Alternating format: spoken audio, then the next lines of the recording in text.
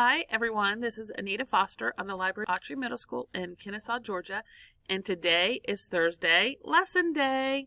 So today I have been asked to teach students how to use logging into Office 365 and using Word in Office 365. So let's go. I'm at the Cobb County website, so Cobb County School District, cobbk12.org, and I'm going to go to Parents. And then Office 365 sign in.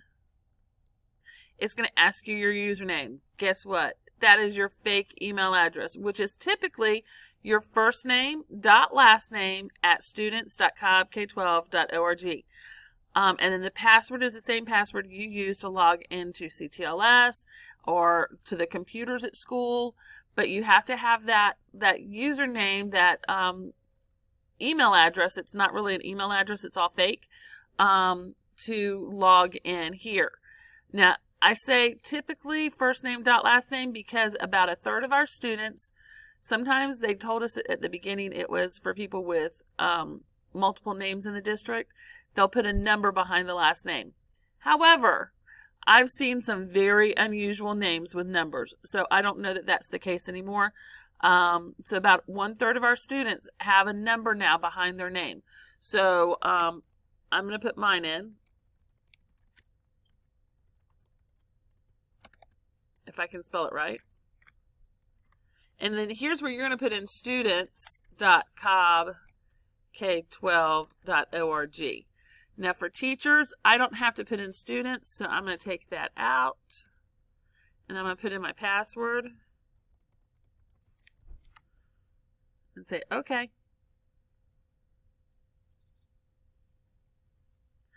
And then this is our everything. This is where you find PowerPoint, where you find Word, where you find OneNote, and Sway, and everything on here.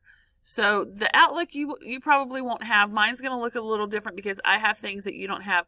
So for example, I have Outlook. You probably won't have that because you have a fake email address. You probably won't have SharePoint. I don't know if you'll have Forms or not, but what we're working on today is Word. So I'm just going to click on Word, and it's going to take me to all of my Word documents. And then I'm going to click the plus sign.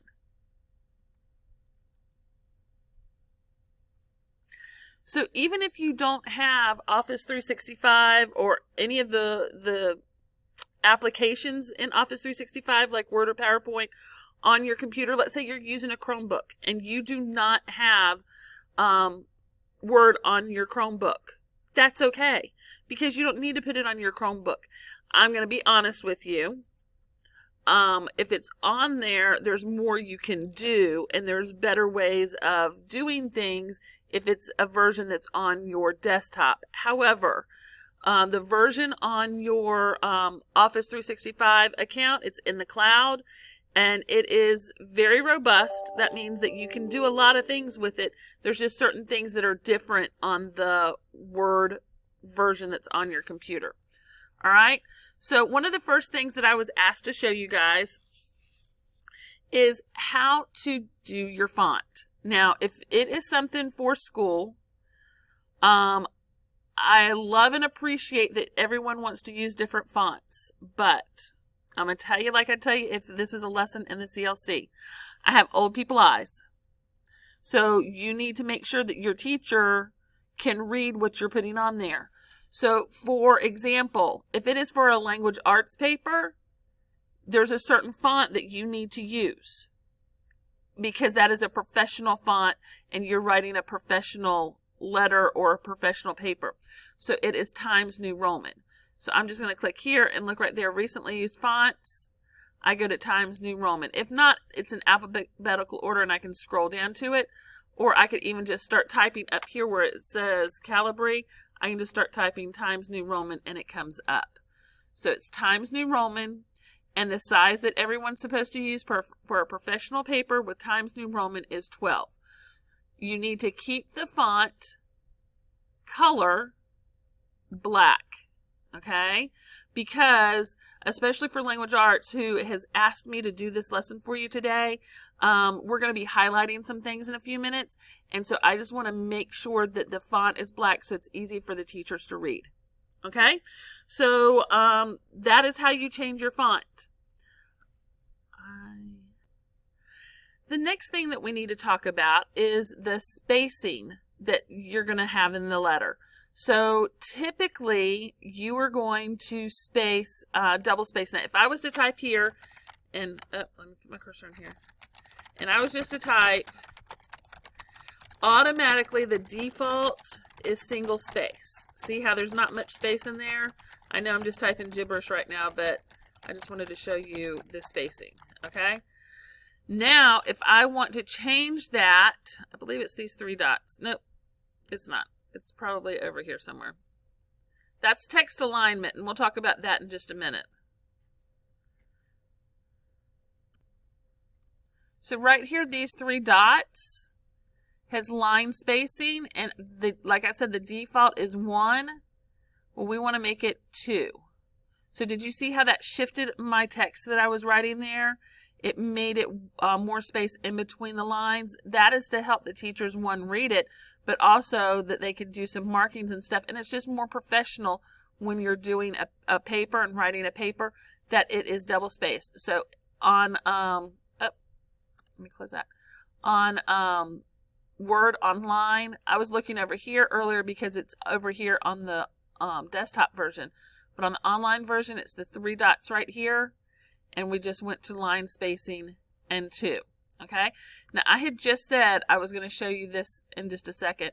This is text alignment. Okay. So text alignment right now, this says center. Well, no, it says center up there, but it's actually aligned to the left. If I wanted this aligned to the right, all the text would go more to the right. If I wanted it in the center, it would go in the center.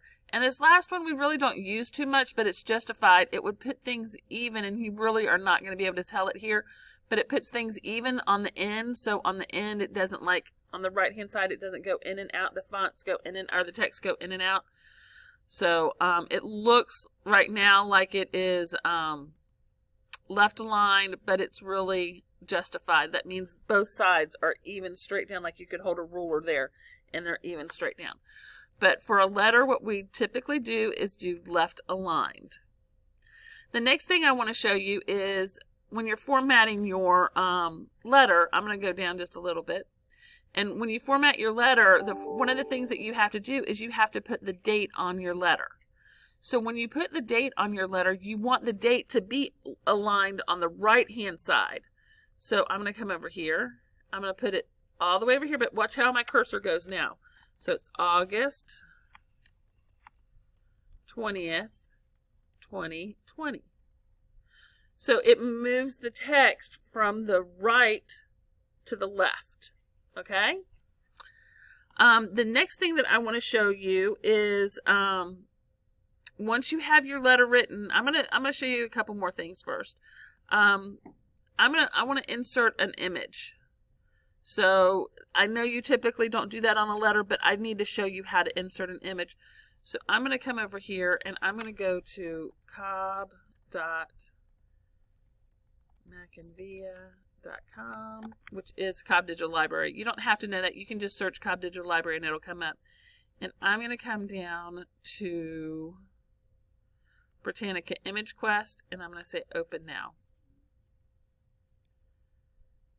And let's say I am doing a letter or something about a farm.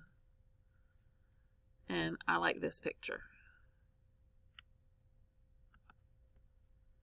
So I'm going to click on that and then right click, copy image. And then I'm going to come back over here to my document and I'm going to paste the image in. And it'll paste it in. All right, now if you do something like that, or if you're citing your sources, you need to have a works cited at the very bottom. So works cited. This needs to be center aligned. And I like to do my works cited as I'm working. Now I'm going to change this to left align. And then if I come back over here to this picture, watch this.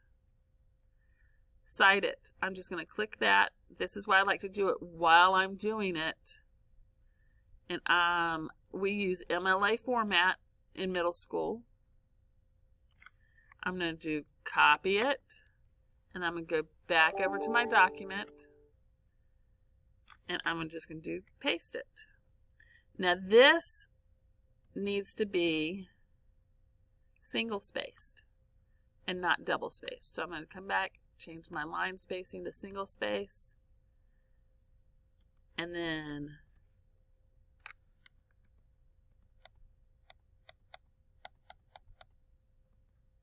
this is supposed to be indented some because we have a hanging indent there. It's supposed to be 5, but it won't let me go over 5, so we're just going to go. Yeah, it wants to tap the whole thing. We're not going to do that. All right.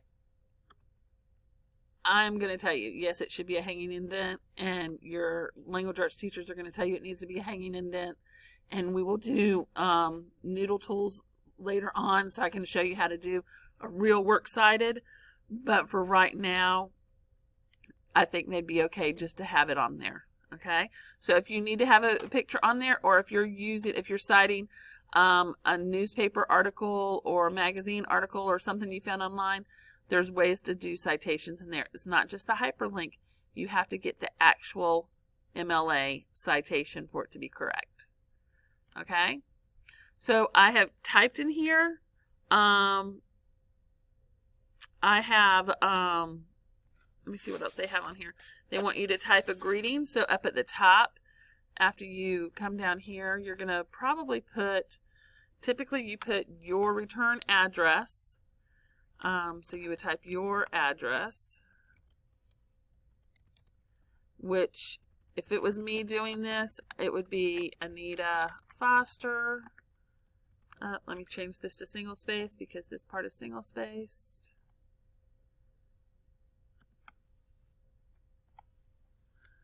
Oh, and let me show you this trick. And this is going to be hard for you to get because I'm doing it virtually and I'm not in person because I normally walk around and show students how to do this. But I want you to see this. When I hit enter, it's going to put the line here. So if I did 3601 Nolan Road. Now watch the difference. I'm going to hold down the shift key and hit enter. Kennesaw, Georgia, 30144. I think it's 44. I always have to check. I have it over on the wall over there, and I always have to check. So do you see when I hit this space bar and I hit enter and it just did it one line? So I'm going to come back up here. I'm going to hold down that space bar again and hit enter, and it's just going to do one line. And then the next address I would do is to whoever I'm sending it to. I'm sending it to Farmers of America. I'm holding down my my shift key and hitting enter, and I don't even know that address.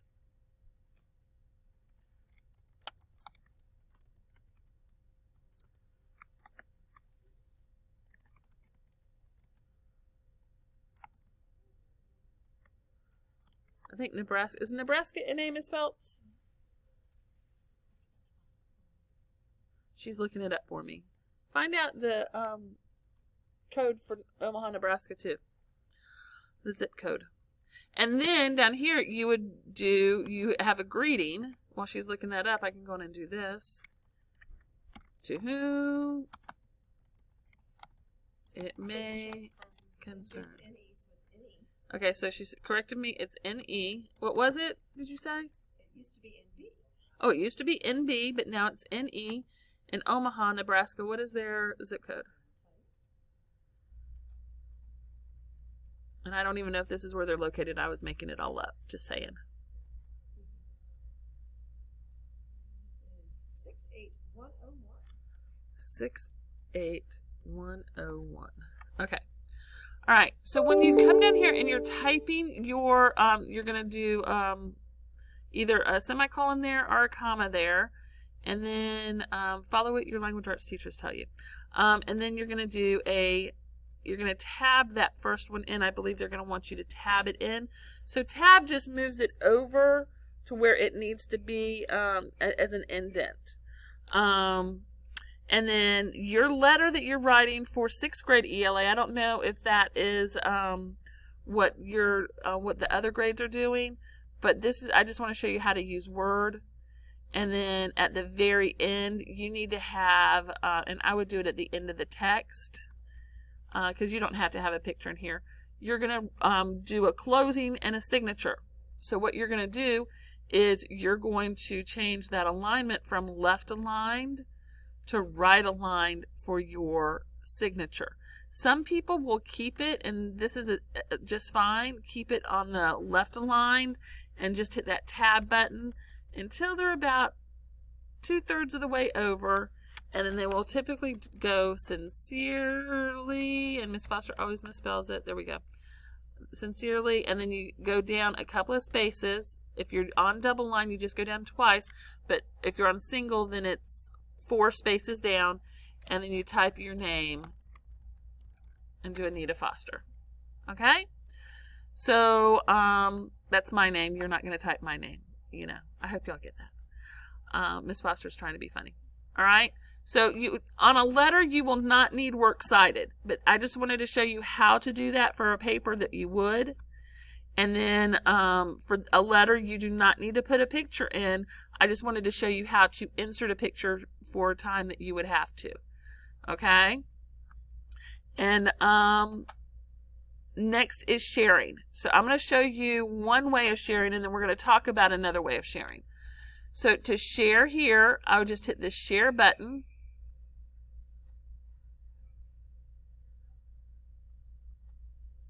And I've hit the share button twice. Don't know what's going on.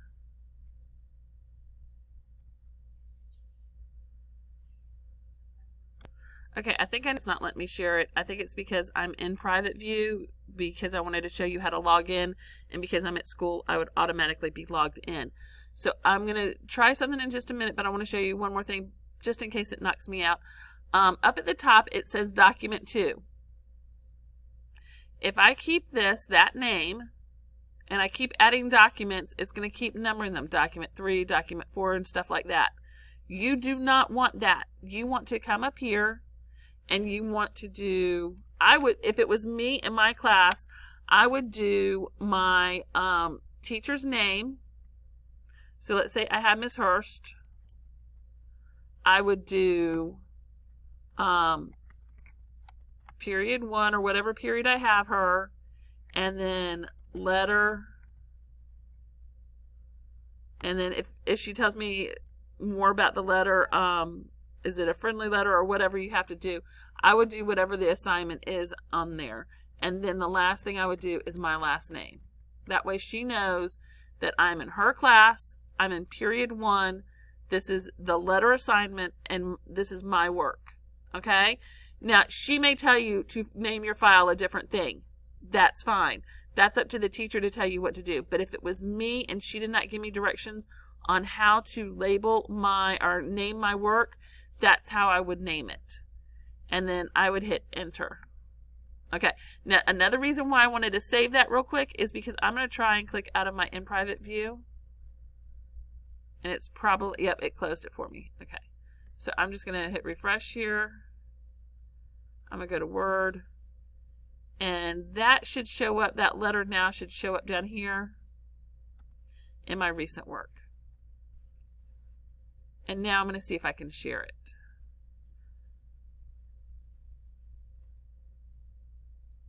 And my share button's gone for some reason.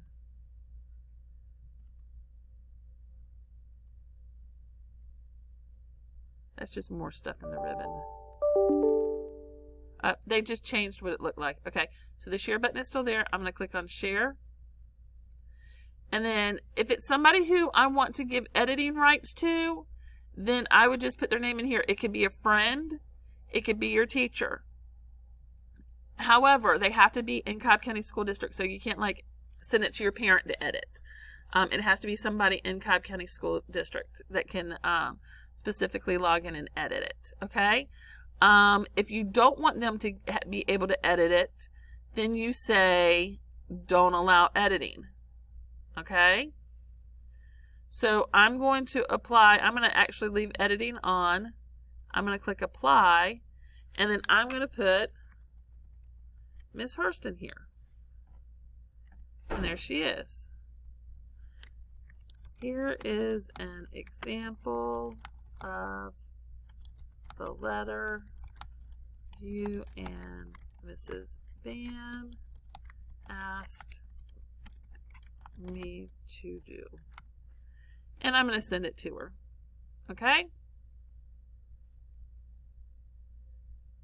So now she has a link of that. Now here's something really cool. So let's say a friend of yours sends you their letter to edit, because I know that Miss Hurst loves to do that. She loves her students to go in and peer edit other people's writing. So let's say that she's my peer and now she's editing my paper. All right.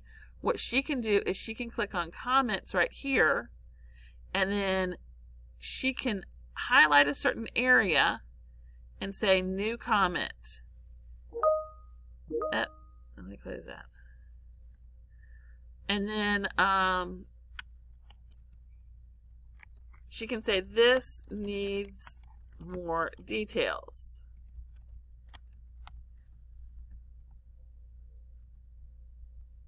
And then when I open it up, I see that there's a little comment right there, and I can click on it and I can see what she said.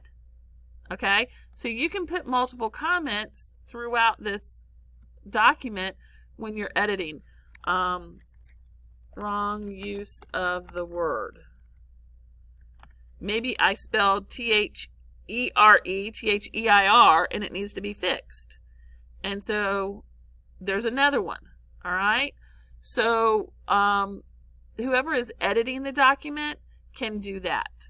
All right? So you can share your document. Another thing that you can do is you can click on, if you're working in CTLS, and I'm so sorry I cannot show you this. Your teachers are going to show you this, but I'm just going to talk you through it real quick. If you are working in CTLS, there's a folder there that is like a work in progress folder. And you can put anything that you're not turning in yet in that folder just for your teacher to review before you turn it in. Okay? There's also a button where you can click and turn your assignments in within CTLS. Now that's when you're ready to turn them in and get a grade for it. Okay? So the work in progress folder is just for turning things in and saying, here's what it looks like. Can you give me some advice on this? Now, I would not overwhelm my teachers and do this all the time, but if I really needed advice, then I would do it. Okay? And then the turn in assignments, you're going to click on the assignments tab, and that's where you're going to turn your assignment in when you're done and you're ready for a grade. All right? Okay, Autrey, I hope that this little tutorial really helped you, and you start writing some great things in Microsoft Word.